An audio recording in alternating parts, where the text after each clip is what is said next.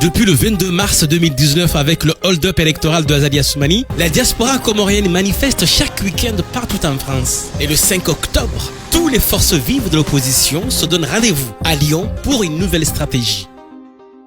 Je voudrais d'abord expliquer que ce congrès n'est pas le congrès du CCED, c'est le congrès de toutes les forces qui sont contre le dictateur Azali Assoumani. Il est important que toutes ces forces s'unissent et ils l'ont manifesté dans une déclaration commune qui est aujourd'hui publiée dans Habari.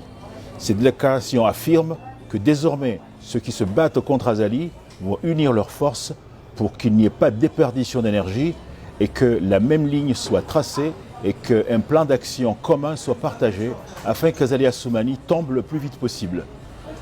Le but de ce congrès, c'est effectivement de montrer notre force, cette nouvelle force, et de faire en sorte que le monde entier comprenne que désormais, ceux qui se battent contre Azali Assoumani se montrent ensemble, se prennent par la main, partagent leurs idées, partagent le même plan d'action et vont le conduire le plus rapidement possible, le plus efficacement possible, afin qu'Azali Assoumani tombe le plus vite possible. Vous avez écouté le discours de Azali Assoumani à l'ONU. Que vous a-t-il inspiré? Il y a là un discours qui est une véritable insulte à l'intelligence des Comoriens et par voie de conséquence à mon intelligence.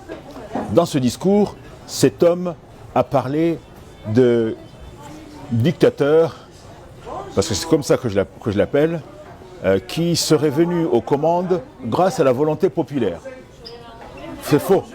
Cet homme, on le sait, a volé les élections et cela, tous les présidents qui sont à l'Assemblée générale des Nations Unies en sont conscients puisqu'il y a une mission qui a été dépêchée pour constater que ce vote n'a pas été équitable, n'a pas été crédible, n'a pas été transparent. Donc il ment. Il ment aux Nations Unies, il ment au monde entier et il ment aux Comoriens. Voilà ce que je retiens. Je retiens aussi le fait que dans son discours, il a parlé des jeunes et de la nécessité de donner aux jeunes une éducation de bon niveau et de haut niveau. Je constate que là aussi, il fait fausse route parce que le système éducatif comorien est à l'abandon, l'université est à l'abandon et donc cet homme-là est en train de gâcher l'avenir des jeunes Comoriens. Les jeunes Comoriens sont au chômage, beaucoup sont sans emploi, beaucoup d'établissements publics sont sous-équipés, les enseignants sont sous-payés et récemment ils ont manifesté leur mécontentement dans une grève et j'espère que tout le monde va être solidaire de ces enseignants parce que sans enseignants de valeur, sans enseignants chouchoutés j'allais dire, le système éducatif ne sera jamais à la hauteur et notre pays ne sera jamais en voie de développement. Ne parlons pas de ce fameux rêve d'émergence qu'Azali Assoumani nous chante tous les jours. Le Comore, après quelques manifestations, aujourd'hui on a l'impression que c'est la calmie totale, il n'y a rien qui se fait, rien ne bouge et le feu est complètement éteint. Alors, j'ai envie de vous dire que le feu ne s'est pas éteint.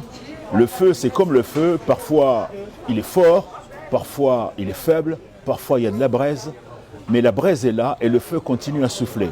L'union que nous allons mettre en place avec les autres forces qui se battent contre Azali va réveiller un nouveau feu qui va devenir un véritable brasier, je l'espère, et qui va réveiller les Comoriens de là-bas.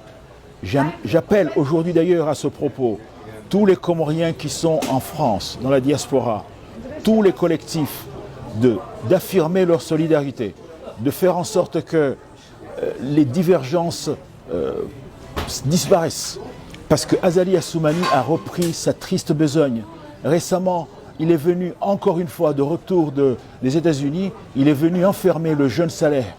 Cela devrait nous donner encore plus de motivation pour continuer à nous battre contre celui qui détruit notre pays, contre celui qui bafoue nos libertés. Alors, mes amis, mes chers amis, vous les collectifs où vous battez chaque dimanche, vous de Marseille, vous de Paris, de Lyon et de Nice, soyez désormais ensemble et soyez désormais forts et unis au Congrès de Lyon avec nos amis du CNT, de l'Union de l'opposition, du FIDA, du MD13, des 17, pardon, tous ceux qui sont contre Azali, la société civile, tous ceux qui sont contre Azali, tous ceux qui se battent contre Azali, doivent se retrouver à Lyon le 5 octobre.